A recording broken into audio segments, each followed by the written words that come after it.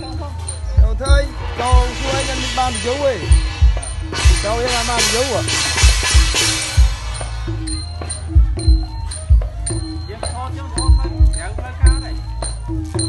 Có phong view qua nhầm rồi. À đây.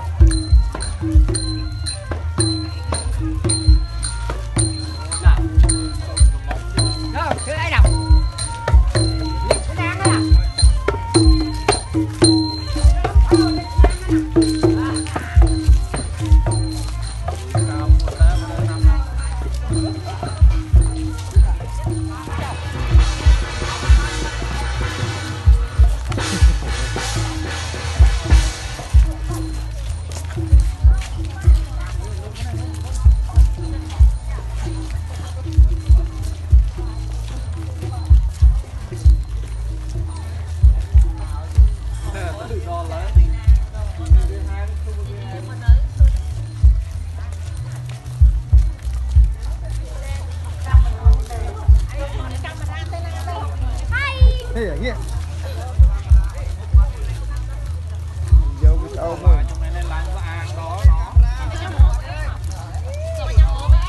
Làm ra hua là mơ khơi. Chậm mười cho YouTube có khơi này. Khơi này. Khơi ơi. Khơi thằng ô lắm.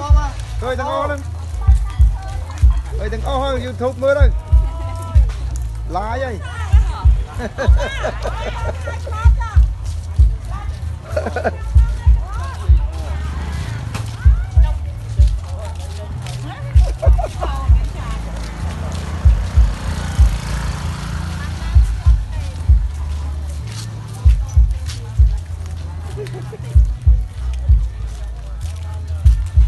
Khối này mà tầm khăn như kia nè.